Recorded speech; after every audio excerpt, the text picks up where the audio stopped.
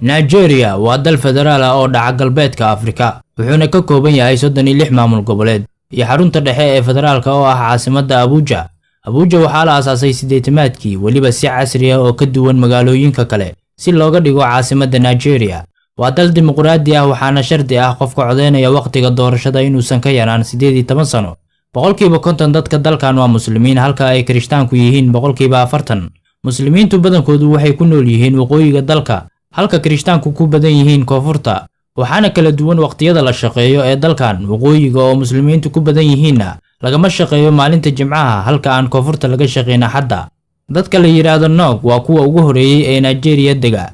guud ahaan dadka dalkaana waxaa lagu qiyaasaa 200 oo milyan. waa dalka ugu dadka badan Afrika, asigoona sidoo kale ah dalka 7aad ee ugu dadka badan caalamka.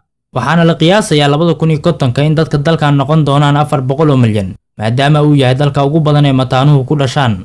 dhanka badka, waa dalka 14aad ee ugu dhulka weyn Afrika iyo dalka 32aad ee ugu dhulka weyn caalamka, wuxuuna ku fadhiyaa bad ka badan 900,000 kiiloomitir isku wareega.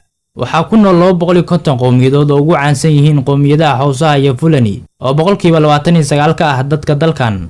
waxaana dalkan looga hadlaa 511 luuqadood, waana marka laga reebo 9 luuqadood oo dabar go'ay. luuqadda rasmiga ah ee dalkanna waa luuqadda Ingiriiska, waxaana xusid mudan in Nigeria looga hadlo boqolkiiba 7 guud ahaan luuqadaha dunida ka jira. waxayna dadka dalkan boqolkiiba 70 ka shaqaystaan beeraha, waana kuwo aad u tixgeliya dadka da'da ah. waxaana ka mid ah caadooyinkooda dumarka muslimiinta ah in aysan fiirin karin marka la guursanayo ragga jooga xafladda arooska. dalkan waa mid mug iyo miisaan culus ku leh qaaradda Madoobe ee Afrika, asigoona ah midka ugu qadiimsan galbeedka Afrika. waxayna dadka dalkan alaaba ku faanaan dhaqankooda. magaalada Lagos oo 1991 laga qaaday taajka caasimadnimo waa mid caan ku ah dhaqanka, sidoo kalena waxay muujisaa inay tahay weli caasimadda Nigeria, maadaama ay tahay magaalo korisa dhaqanka iyo fanka Afrika. wuxuuna leeyahay dalkan shirkad caan ah oo samaysa filimada laguna magacaabo Nollywood. shirkaddan waxaa la aasaasay 1960kii, waxayna soo caan baxday oo ay suuqa dunida soo gashay 1990kii wixii ka dambeeyay. waxayna maanta la loolantaa Hollywood iyo Bollywood. dalkan baaxadda weyn wuxuu alla ku manaystay ilo dabiici ah, asigoo ah dalka 6aad ee naftada ugu badan soo saara. wuxuuna dibadda maalintii u dhoofiyaa 2 milyan oo fuusto oo shidaalka ceeriinka ah. waxyaabaha uu soo saarana boqolkiiba 70 waa nafto. dalkan waxaa aad looga jecel yahay kubadda cagta, waxaana u dhasheen ciyaartoy heer caalami ah, asigoona ku guuleystay koobka Afrika 3 jeer.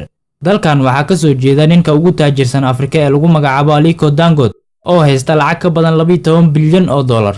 Aliko ayaa mar ka sheegay meel fagaara ah inuu lacag badan bangiga kala soo baxay, kadibna uu la tagay gurigiisa si uu u daawado lacagtaas una xaqiiqsado inuu yahay qof taajir ah.